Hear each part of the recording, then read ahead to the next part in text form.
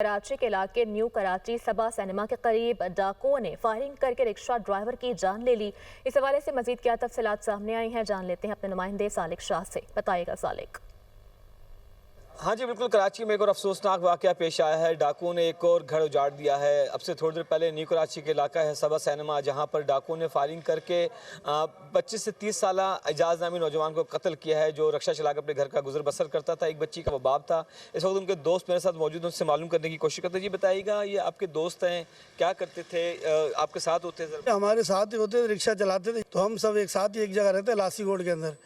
तो ये सुबह निकला काम पे, तो मैं बाहर ही रिक्शा चला रहा था। हम 5-6 लड़के चला रहे थे। अभी हमें पता चला कि भाई इसको गोलियां मारी हैं, 4 गोलियां इसको मारी हैं। तो हम अभी हॉस्पिटल में इसके पीछे आए हैं।